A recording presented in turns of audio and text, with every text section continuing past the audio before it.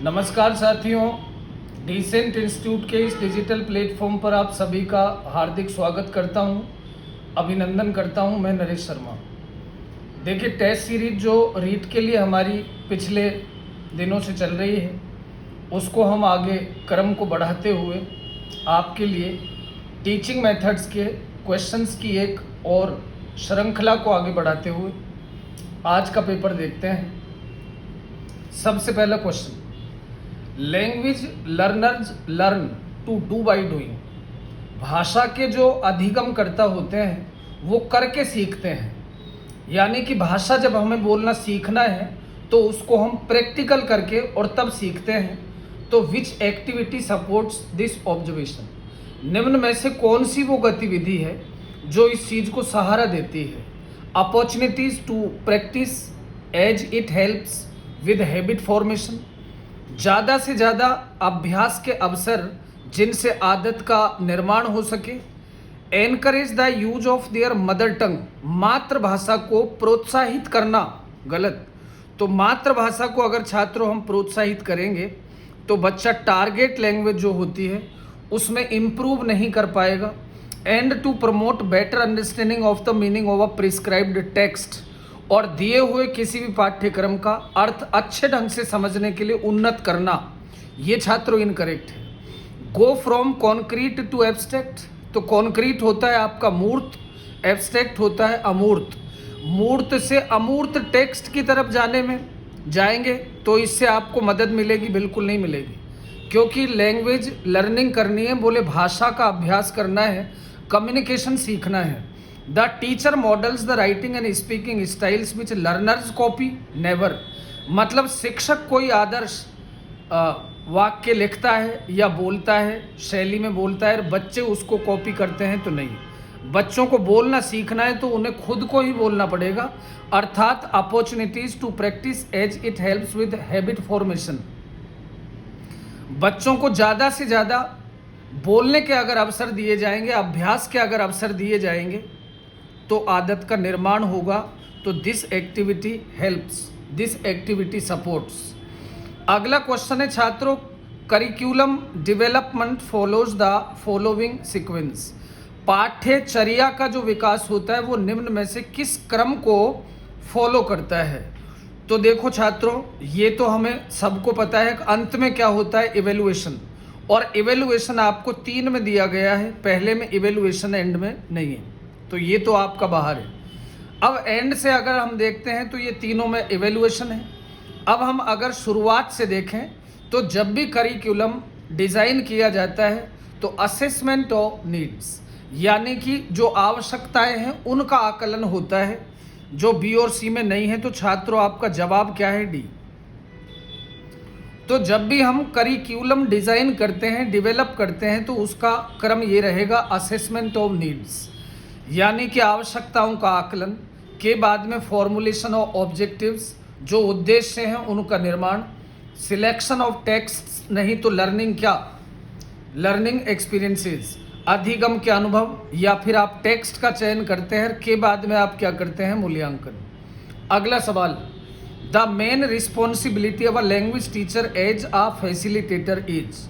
अब देखो छात्रों, ये 2 तरह के आपके शब्द हैं, एक होता है फैसिलिटेटर, एक आपका होता है इंस्ट्रक्टर। तो इंस्ट्रक्टर जो होता है वो ऑब्जर्व तो करता है एक्टिविटी, जैसे बच्चों को जीडी का कार्य दिया, ग्रुप डिस्कशन का कोई टास्क आपने दे दिया, डिबेट का कोई टास्क आपने बच्चे को दे दिया, रोल प्ले का दे दिया, तो इंस्ट्रक्टर क्या करता है, बीच में टोकता है, बोले ही क्रिएट्स डिस्टर्बेंस, इंटरफेरेंस पैदा करता है। जबकि फैसिलिटेटर ऑब्जर्व करता है, चीज़ों को नोट करता है, और जो टास्क दिया गया उसके पूरा होने के बाद फिर बच्चों को वो काउंसिल करता है। तो यहाँ सवाल है कि मुख्य जो उत्तरदायित्व है, जिम्मेदारी है भाषा शिक्षक की फैसिलिटेटर के रूप में, वो क्या है? To create a number of opportunities, ज़्यादा से ज़्यादा अवसर पैदा करना फॉर द लर्नर्स, बच्चों के लिए, to use the language meaningfully, कि भाषा को वो सार्थक रूप में इस्तेमाल कर सके। तो हाँ, to provide a lot of information and make the learners listen to it, ज़्यादा से ज़्यादा सूचनाएं उपलब्ध कराना और बच्चों को सुनने के लिए कहना बिल्कुल नहीं। जब आप शिक्षक किसके हैं, भाषा के, तो फिर आपको किसके ऊपर जोर देना है, बच्चों को ज़्यादा से ज़्यादा अपॉर्चुनिटीज़ आपको प्रोवाइड करानी है जिनमें वो ज़्यादा से ज़्यादा क्या हो सके, शामिल। To strictly control the class and cover the syllabus in quick time, तो भाषा शिक्षक के रूप में क्या आपका ये कार्य है? नहीं। कक्षा को सख्ती से नियंत्रित रखना और सिलेबस को दिए तय समय से पहले ही पूरा करा देना? नहीं। तो फिर लैंग्वेज का काम कहाँ गया? और एक टीचर को अच्छा टीचर उसी को मानते हैं जो फ्लेक्सिबल होता है। To read the lessons aloud and provide explanation for each line, ये तो आपका TCGM हो गया, ट्रांसलेशन कम ग्रामर। लेसन्स को सेस्वर वाचन करना और साथ ही साथ प्रत्येक पंक्ति की व्याख्या भी उपलब्ध कराना। तो इसमें टास्क केवल कौन ही कौन कर रहा है? शिक्षक। जबकि फैसिलिटेटर का काम है बच्चों को टास्क देना, ज़्यादा से ज़्यादा कम्युनिकेशन में इन्वॉल्व होने के लिए उनको अवसर देना और उनको ऑब्जर्व करना, उनकी गलतियों को नोट करना और बाद में बच्चों को फिर डिस्कस करना, काउंसिल करना, समस्याओं को दूर करना। अगला क्वेश्चन छात्रों है, which of the following will help learners, निम्न में से अधिगमकर्ताओं की कौन मदद करेगा? Take greater responsibility for their own learning, कौन सा ऐसा बिंदु है निम्न में से जो स्वयं के अधिगम के लिए बच्चों की जो जिम्मेदारी है वो उनको देगा? सुपरवाइज्ड मतलब बच्चे अपने आप से सीख रहे हैं, तो कौन सी ऐसी एक्टिविटी है जो इस काम में उनकी मदद करेगी? सुपरवाइज्ड रीडिंग सेशंस, यानी कि पढ़ाए हुए जो सत्र हैं उनका अवलोकन करना? बिल्कुल नहीं, तो बच्चा अवलोकन नहीं करेगा। कंट्रोल्ड राइटिंग टास्क, यानी कि लिमिट का ही आपको राइटिंग वर्क करना है, असाइनमेंट करना है? नहीं। Summative assessment, it is done by the teacher, जबकि यहाँ सवाल है कि निम्न में से कौन सा है जिसमें बच्चा खुद की जो लर्निंग है उसकी जिम्मेदारी खुद लेता है? तो वो होता है छात्रों की इसमें पीयर असेसमेंट। तो दिस इज द आंसर। अगला क्वेश्चन हम देखें छात्रों, the main purpose of assessment is, तो छात्रों आपका जो मेजरमेंट होता है वो पहले होता है, मेजरमेंट के बाद में आपका असेसमेंट होता है और असेसमेंट के बाद में आपका होता है क्या? इवेल्युएशन। ये क्रम आपको याद रखना है। किसी बच्चे के अगर 100 में से 70 मार्क्स आते हैं तो वो उसका क्या है? वो उसका मेजरमेंट है। अब बच्चे ने पिछले एग्जाम की तुलना में कितने अंक कम या ज़्यादा प्राप्त किए हैं, अन्य विषयों की कंपेयर में कितने कम ज़्यादा किए हैं, दैट इज असेसमेंट, बोले कंपेरिजन। और इवेल्युएशन ये कहता है कि बच्चे की कक्षा में क्या रैंक है। 40 बच्चे हैं तो आपका प्रथम स्थान है, वो सेकंड है, वो थर्ड है, तो ये हो गया आपका evaluation. The main purpose of assessment is, तो असेसमेंट का मुख्य उद्देश्य क्या है? To give practice in writing, गलत, तो दिस इज असाइनमेंट।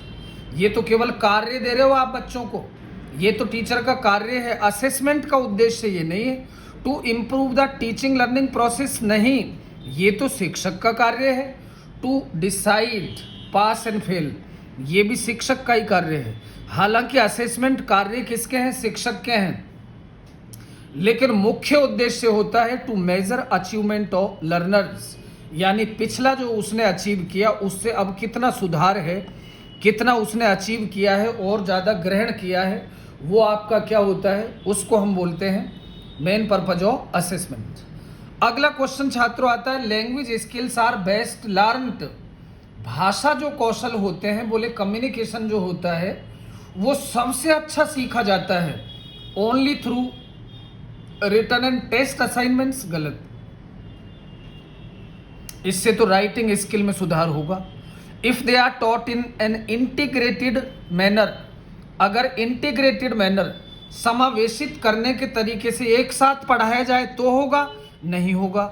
और वैसे भी अंडरस्टूड है छात्रों कि अगर बच्चे के लैंग्वेज स्किल को आपको सुधारना है तो ज़्यादा से ज़्यादा उसको आप अपॉर्चुनिटीज़ दें अभ्यास करने के लिए।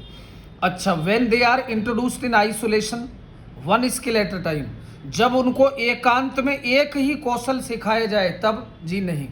जवाब है with the help of challenging and mechanical language drills, तो चुनौतीपूर्ण और यांत्रिकी भाषा के जो अभ्यास हैं इनकी मदद से बच्चे में ज़्यादा से ज़्यादा आप क्या कर सकते हैं? इम्प्रूवमेंट, किसमें?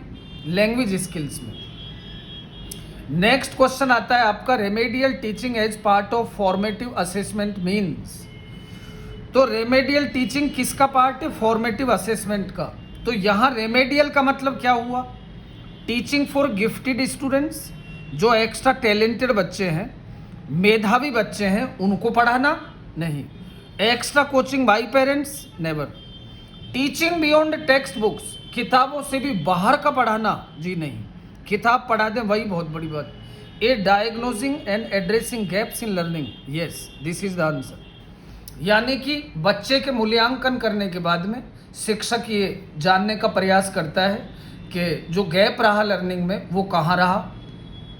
कारण बच्चों से पूछे जाते हैं जिसको हम डायग्नोस बोलते हैं, और डायग्नोस के बाद में बच्चे को हम देते हैं रेमेडियल टीचिंग। जो पास्ट में सीखा है, उस पास्ट में जो सीखा है और या तो गलत सीख लिया, या फिर लर्निंग में गैप आ गया, या मिसअंडरस्टैंडिंग हो गई, या कन्फ्यूजन हो गया, तो उसको रेक्टिफाई करता आरटी। अगला क्वेश्चन है छात्रों, learners are involved in individual activities, pair work. देखो लर्नर जो होते हैं वो इंडिविजुअल एक्टिविटीज में इन्वॉल्व रहते हैं, पेयर वर्क में रहते हैं, ग्रुप वर्क में रहते हैं, होल क्लास वर्क में रहते हैं, क्योंकि ये चीज़ें provide learners enough opportunities to relax in language classroom, never. इससे बच्चों को भाषा के कक्ष में ज़्यादा से ज़्यादा अवसर मिलेंगे आराम करने के। तो आराम करने के लिए ग्रुप वर्क थोड़ी करता है बच्चा। हैव द सोल एम और introducing variety in a language classroom, correct. यही इसका जवाब है कि सोल एम एकमात्र और मुख्य उद्देश्य होता है कि भाषा के कक्ष में आप विभिन्नताओं से क्या होंगे? परिचित। अगला भी देख लें, enable them already overworked teacher to preserve his energy thereby becoming more effective. भाई होल क्लास वर्क के, ग्रुप वर्क के, पेयर वर्क के, इंडिविजुअल एक्टिविटीज़ हैं, ये बच्चों को इस योग्य बनाती हैं कि वो शिक्षक को आराम करने के लिए समय देते हैं ताकि वो अपनी एनर्जी बचाए रखे और आगे का शिक्षण प्रभावी करे, never. Afford the learners opportunities to use the language in a focused manner for real life interaction, this is the answer. ये नहीं है भाई, ये पहले पढ़ा नहीं है अपन ने, तो ये इसका जवाब है।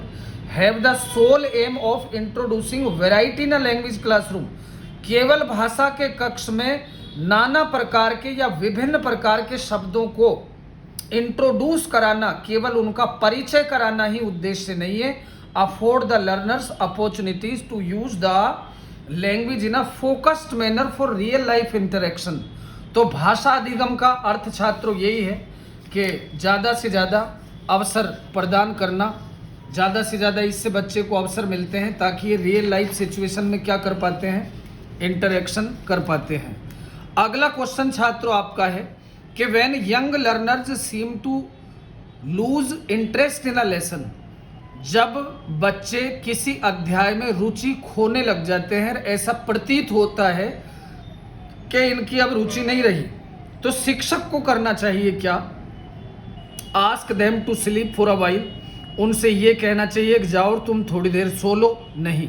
Allow them to go out and play, उनसे ये कहना चाहिए कि जाओ और जाके खेल लो, नहीं। Ask them to sit quietly for some time, ये कहना चाहिए कुछ देर के लिए आराम से शांति से बैठ जाओ, नहीं। टेल अ स्टोरी और कंडक्ट एन इंटरेस्टिंग एक्टिविटी, या तो आप कोई कहानी सुनाएं या फिर आप कोई रोचक गतिविधि शुरू करें जिससे बच्चों की बोरियत दूर हो। लैंग्वेज प्रोफिशिएंसी रेफर्स, भाषा में जो प्रोफिशिएंसी होती है वो रेफर करती है किसको? फ्लुएंसी। तो भाषा क्या, जब तीव्र प्रवाह से बोलेंगे, अब वो एक्यूरेट भी होनी चाहिए और वो स्थिति के मुताबिक भी होनी चाहिए। बोलो सोशियो लिंग्विस्टिक्स। एफिशिएंसी किन में मिलती है? मशीनों में। ये पंखा 3 लोगों को अच्छी हवा दे सकता है, पंखे की एफिशिएंसी। ये घड़ी एक सेल से 5 साल चल सकती है, घड़ी की क्या एफिशिएंसी। ये स्कूटर इतने पेट्रोल में इतने किलोमीटर चल सकता है, वो उसकी एफिशिएंसी। तो मशीनों में मिलती है एफिशिएंसी। जवाब होंगे ABC, और ABC आपका क्या है? Correct answer A. तो छात्रों ये आज के हमारे हो गए हैं 10 सवाल, और ये मेथड के 10 क्वेश्चंस हैं। अब आगे जो आने वाले क्वेश्चंस हैं 20, तो ये वही 30 क्वेश्चंस सेम पैटर्न पे डिज़ाइन है जो आपके रीट के सिलेबस के अकॉर्डिंग है, और इन क्वेश्चंस को हम आगे देखेंगे। और आज के लिए छात्रों इतना ही। ज़्यादा से ज़्यादा चैनल को लाइक, शेयर और सब्सक्राइब करें, जिससे मुझे मोटिवेशन मिलता रहे। लास्ट 3 जो वीडियोस थे उनमें मैंने 5-5 क्वेश्चन ही कराए, आज मैंने इनको 10 कर दिया। मैं कोशिश करूँगा जो ही आप मेरा मनोबल बढ़ाएंगे तो मैं इनके संख्या को और आगे बढ़ा दूँगा। और पढ़ने के लिए धन्यवाद और नमस्कार छात्रों।